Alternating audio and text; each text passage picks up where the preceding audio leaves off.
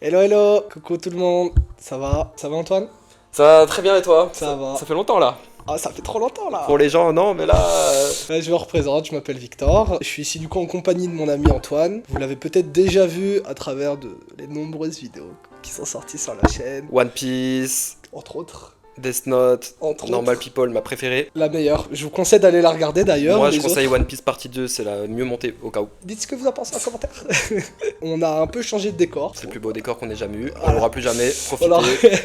On est là ici cette fois donc dans un cadre un peu différent de ce qu'on a eu l'habitude de faire. On va parler d'un film et on va tout condenser en une vidéo. Voilà, donc vous pouvez vous poser, écouter ça en fond pendant que vous jouez à la console ou quoi que ce soit d'autre. On va parler de Trap, qui est actuellement au cinéma. Un film de M. Night Shyamalan. réalisateur connu... Film de qui?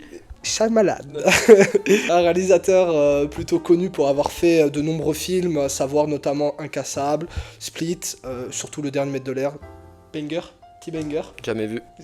Et bah tu fais bien. Et Trap aussi peut-être le nouveau banger de cette année. Voilà, on va en parler dans cette vidéo. On va parler un peu des points positifs et des points un peu plus négatifs, voilà. Et à la fin, on essaiera de donner peut-être une note un peu objective du film, pour vous inciter ou non à aller regarder le film. Spoiler, voilà.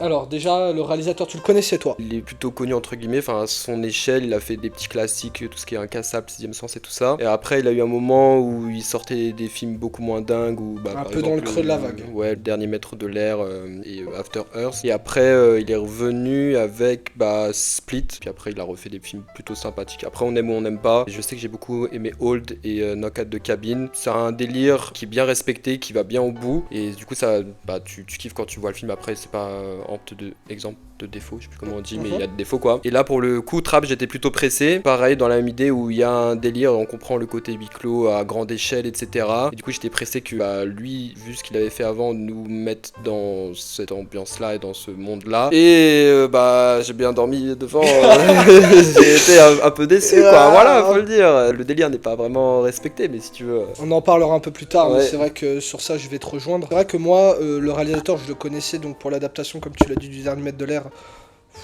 N'allez pas le voir. Faut pas aller Personne le ne voir. compte le faire. Que ce soit ce film ou imagine, oui, je vais le voir.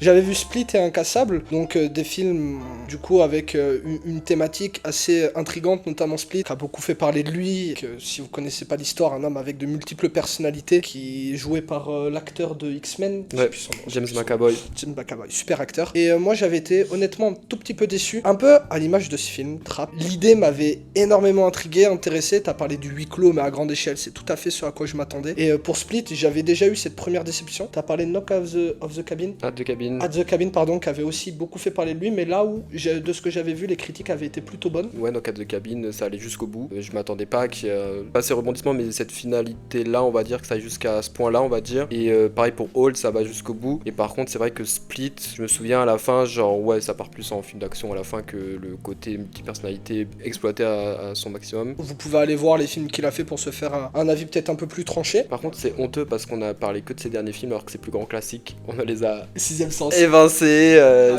Sorry. Encore une fois aussi, je l'ai peut-être pas précisé, on n'est pas du tout expert en notre domaine. Voilà, on est simplement là pour donner notre avis. Vous donner peut-être un avis aussi peut-être différent de ceux que vous avez peut-être plus l'habitude de voir. Je pense aux nombreux critiques cinéma. J'ai déjà cité peut-être Durandal dans de nombreuses de mes vidéos. Tu l'as vraiment jamais fait pour le coup. Shout out à Durandal. Je trouve qu'on va essayer d'aborder peut-être un avis assez différent. On va parler français, mec. On va peut-être parler français, ouais. Nous, on n'est pas payé. On n'est pas payé, on peut dire ce qu'on veut. On va rentrer un peu plus dans le détail du film dont nous allons parler aujourd'hui, à savoir le film Trap. Bande annonce générique.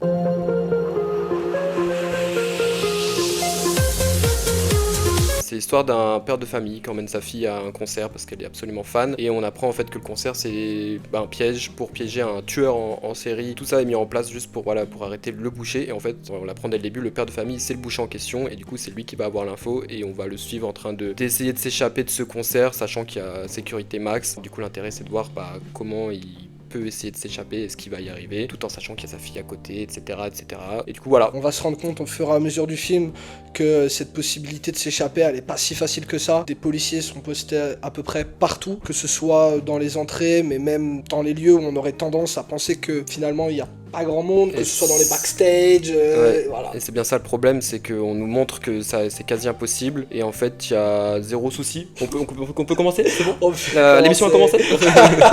C'est, je pense, le principal problème du film. C'est très facile de s'échapper et on sent pas de tension, le mec est trop au calme. Il trouve toujours des petites goujateries.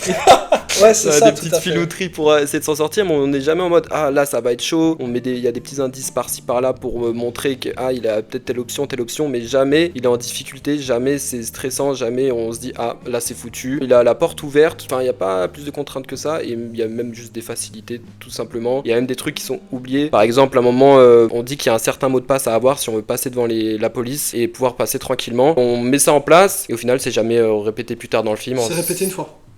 Ah, Tu t'es peut-être endormi? je me suis peut-être endormi à ce moment-là, la team. Moi, j'ai eu tendance à penser que le film allait avoir une constante tension, que ce soit à travers la musique employée, une musique, je pense qu'on a l'habitude d'entendre, que ce soit dans les thrillers, avec un bourdonnement incessant, où on sent à chaque fois que le personnage se veut en tension, cette musique apparaître, une musique qui se veut du coup assez effrayante, assez anxieuse, et qui nous met dans un perpétuel moment de tension, moment personnellement que je n'ai pas du tout ressenti.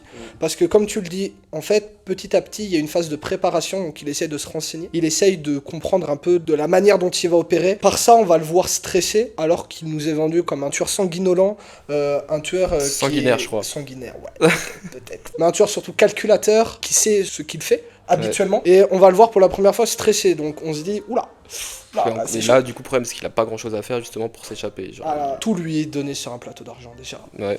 Il rencontre...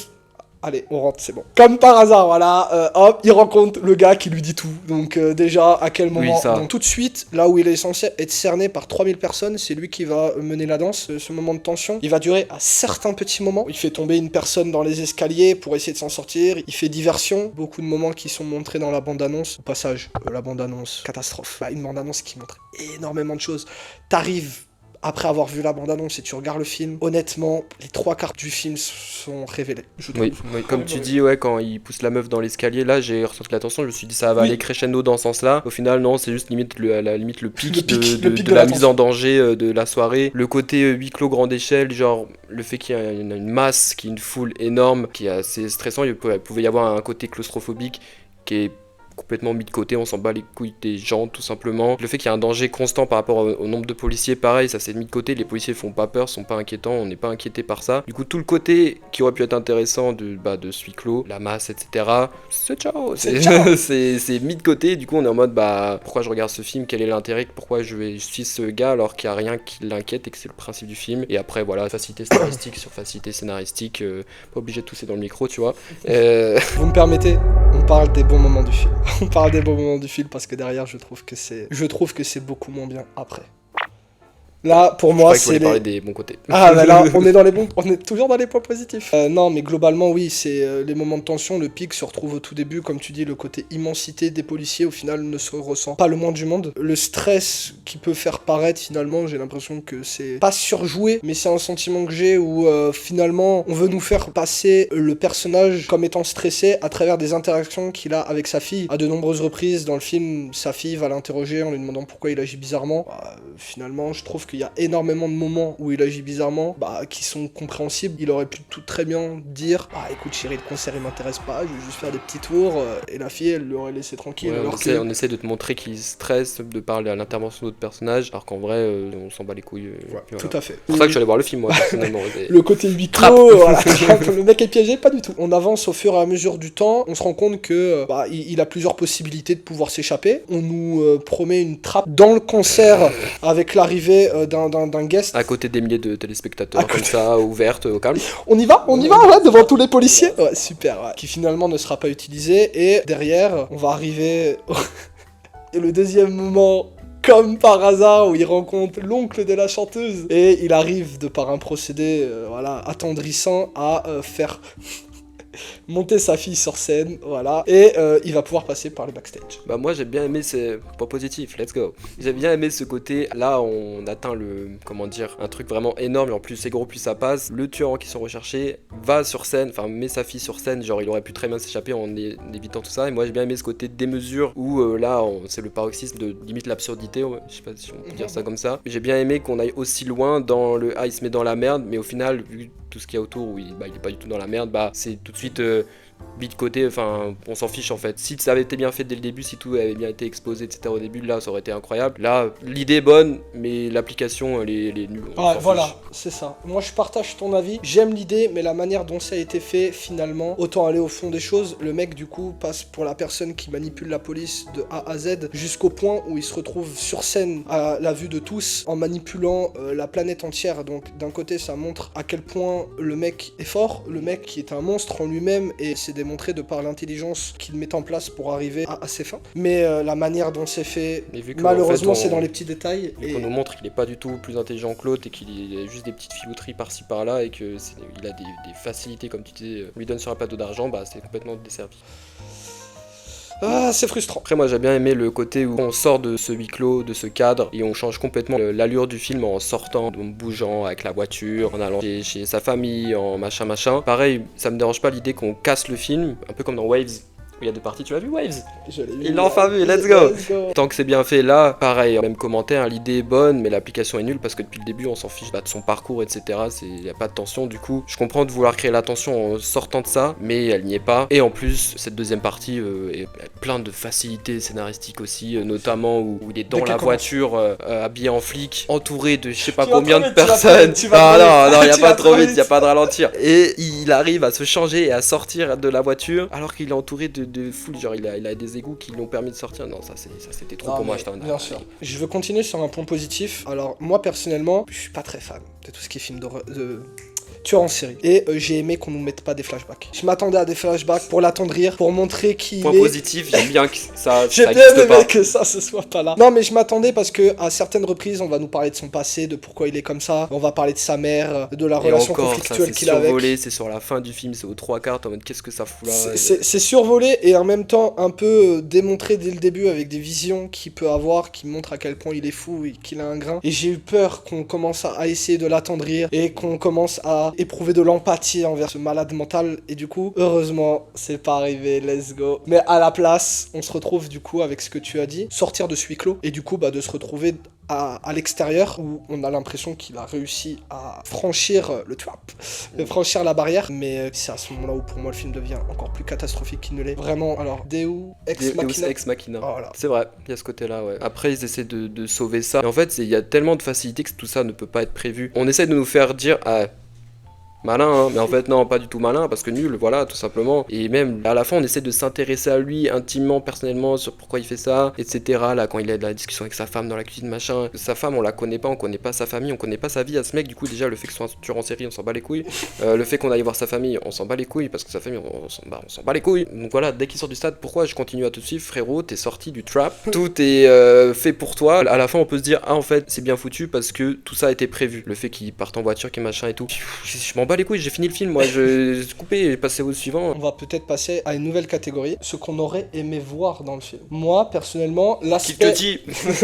Kid Cudi, shout out. J'aurais aimé, je t'avoue, avoir ce côté donc trap, la première partie, changer les quelques détails qu'on a pu énumérer au fur et à mesure de cette vidéo. Le côté où il s'en sort finalement, c'est assez intéressant comme tu dis, on va le voir dans son quotidien, mais finalement je trouve que toute la partie où il se retrouve avec la chanteuse chez lui, où la chanteuse appelle ses fans à sauver la personne qu'il retient prisonnier, on aurait pu s'en passer. Je trouve que ça aurait été pertinent de le voir réussir à sortir, à s'enfuir, qui se pose ensuite la question de comment est-ce que j'ai pu être piégé, la confrontation avec sa femme, et que ce soit sa femme qui finalement réussisse à prévenir la police avec X ou Y raison. Tout ce qu'on a pu voir avec la chanteuse, finalement, est-ce que c'est réellement pertinent? Je trouve pas. On aurait pu avoir ce côté où on a un deuxième plot où le tueur cherche à savoir qui l'a piégé. Ça aurait pu être sa fille. Tu veux Trap 2?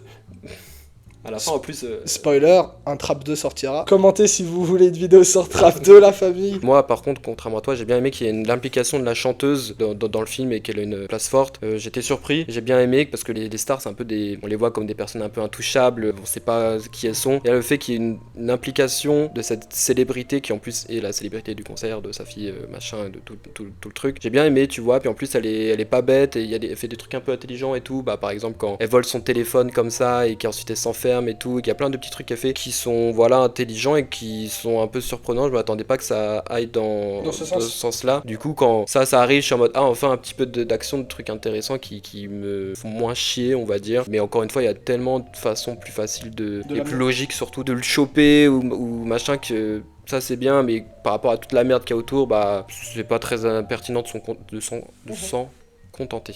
Voilà. Il est temps maintenant d'avoir un troisième avis dans cette vidéo. Je vous ai fait une petite surprise. Donc on va faire un petit changement. On va faire rentrer un autre personnage, on va dire une autre personne, pour savoir ce que lui a pensé de Trap.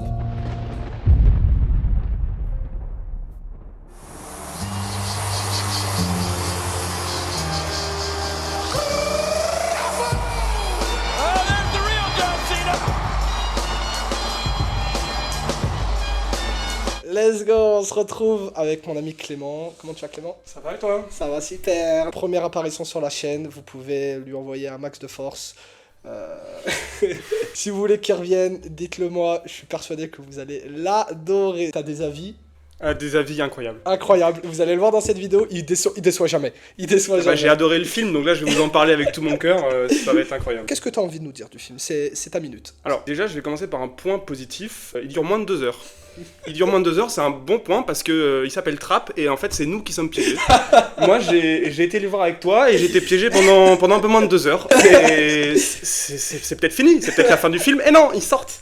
Parce qu'ils ont réussi à sortir au bout d'une heure. Bon bah c'était facile de sortir. Je me permets 12 €. Bonne chose, piégé pour seulement 12 € parce que je suis encore étudiant, donc ça c'est vraiment une bonne chose. Le point négatif c'est que... Le ou les ma partie préférée c'est la première partie. Mais j'ai quand même eu l'impression de voir quelqu'un qui jouait à un jeu vidéo en mode facile. Ça, vous avez pas arrêté de le répéter. On a l'anti-héros, qui se contente de faire des quêtes. Et il se balade. Il se balade. Ah bah, monsieur, qu'est-ce que... Hop, une petite info ici. Un Tokiwoki. Une petite info. Pour avoir toutes les infos de la police. À la fin, hop, je prends un vélo, hop, j'arrive à retirer mes menottes. Deuxième partie du film, on rappelle qu'il y a la terre entière qui le recherche. Le SWAT, le GIGN, la police. Et il peut rentrer dans la maison de sa femme sans problème. Il peut sortir de la maison de sa femme sans problème. Il peut sortir du camion comme il veut. Il est trop fort le gars. Le gars est juste trop fort. Donc de manière générale, c'était un super bon pitch. Moi j'avais vu comme vous la bande-annonce. Je trouvais la bande-annonce catastrophique parce qu'elle révélait la moitié de l'intrigue. Mais ça m'a quand même donné envie de le voir pour essayer de comprendre comment est-ce qu'il s'en sortait. Le pitch super intéressant. Le personnage avait l'air en plus assez charismatique. L'acteur en l'occurrence l'était. Au bout d'une heure du film, il arrive à sortir. Et moi je me dis bon bah le film est un peu court. Mais bon le film est fini. Bon il a fait son taf. Bon voilà pas ouf. Le film est moyen. Mais bon je vais pouvoir sortir et les manger. Cependant. Non, il va piquer une limousine, il est à moitié pris en otage, il va arriver à s'en sortir. Il a fait un live Instagram, en 2 minutes il retrouve la victime. Comme par hasard. L'autre il est en train de taper derrière. Ils trouvent une personne qui est au fin fond de New Jersey, ils arrivent à trouver la personne. C'est à ce moment-là qu'on a commencé à se regarder, qu'on a commencé à rire, à se dire mais qu'est-ce qu'on fout là, qu'est-ce que c'est? Ça va s'enchaîner comme ça, il se balade dans la ville en limousine, elle a retiré ses menottes elle aussi assez facilement. Antoine l'a dit, il retire ses vêtements, tout son uniforme de GIGN pour mettre des vêtements, il retire ça en 2 minutes. Et hop, il met sa capuche, Assassin's Creed, et c'est bon. Vous voyez les veines qui ressortent quand et je pense que le plus gros point négatif, c'est que la fin ouvre un Trap 2. Ça, vous l'avez dit, mais moi je me ferai pas piéger 2 fois. Je le regarderai sûrement sur un site illégal s'il sort, mais c'est hors de question. De repayer pour... Tu penses qu'on va parler de quoi dans le Trap 2 si ça sort? Alors, allez. Petite théorie, il va essayer de récupérer ses enfants, quitte à les kidnapper, et il va de nouveau se refaire piéger. Dans un endroit peut-être autre, peut-être encore plus grand, et un endroit où on pourra le retrouver acculé, et il va devoir s'en sortir, ils vont essayer de nous refaire le même pitch. Vu que c'est ce qui fonctionne dans ce film, je pense qu'ils vont essayer de se concentrer là-dessus, en espérant qu'ils ne refassent pas les mêmes erreurs. C'est juste la manière dont c'est fait, la manière dont il s'en sort trop facilement, les facilités scénaristiques, c'est juste ça, globalement, qui m'a grandement dérangé dans la première Moi je trouve qu'on nous a chié dessus. Le réalisateur, là, Shyamalan, il nous a chié chié dessus. Il avait une super histoire et il s'est dit je peux tout leur mettre. Je peux mettre tous les éléments scénaristiques qui vont me permettre de bien faire dérouler l'histoire et je vais tout leur mettre. Que ce soit dans la manière de s'évader ou même dans l'évolution des personnages. Antoine l'a dit, le fait de raconter le background du gars, mais on s'en fout. On s'en fout. La mère qui explique comment est-ce qu'elle a compris que c'était lui le méchant, on n'en sait rien. On n'a pas vu ça au moment du film, donc pourquoi tu nous ramènes des explications d'un truc qu'on n'a pas vu? On parle aussi de la mère du tueur. Ça t'intéresse? Avec le... Ça t'intéresse? Non, et surtout avec le parallèle avec la supposée méchante, la chef de la police. Son nom. Si t'as son nom, c'est qu'elle était intéressante. On n'a pas son nom. On sait qu'il y avait un Scooper, un Spencer. Voilà. Cooper, voilà. Ton avis se rejoint. Ah, une dernière chose. Une dernière chose. Monsieur Night Shyamalan, il a eu un gros budget, il s'est dit je vais ramener ma fille, donc il a mis sa fille dans le rôle de la chanteuse. Du népotisme, si je puis me permettre. Voilà, exactement. Alors je sais pas qu'est-ce qu'elle fout là, elle chante très bien, j'espère que c'est elle qui chante, mais au niveau de l'acting, un poisson mort. Ah bah. Pas beaucoup Je m'attendais pas à ce qu'elle ait un aussi gros rôle. Ah oui, non mais... Et finalement, son rôle se retrouve être l'un des principaux rôles du film. Ouais, top 2, top 3, hein, pas loin. Je pense que le gars a écrit le film, et au final, il s'est dit, ouais, allez, ça passe. Hein. Elle a jamais peur, hein. Ça passe. Hein. On la menace de mort, la première fois, elle voit un tueur en série qui la menace de mort, qui menace de tuer quelqu'un. Elle le suit chez lui. Oh oui. De la tarte? Mais bien sûr que la tarte. On va aller chez toi. Bien sûr, mais y a pas de souci. Ouais. Un petit live Facebook. Petit live Facebook, les amis. Ah, bref, point positif, c'est court. Point négatif, j'ai vraiment souffert. Enfin, j'étais vraiment pris au piège. C'est ce que je retiens de ce film. Piège. Quelle note tu mettrais sur 20 sur ce film?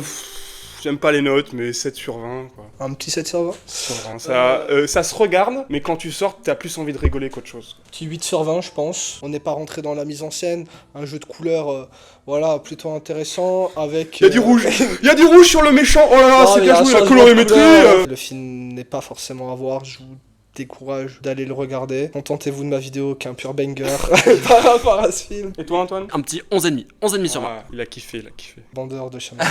Bah, je vous remercie d'avoir regardé cette vidéo. Dites-moi ce que vous en pensez. C'était un nouveau concept. Vous me dites les points positifs, négatifs que vous avez pu avoir vis-à-vis de tout ça. Je vous embrasse. Abonnez-vous, likez s'il vous plaît. Peace. Peace.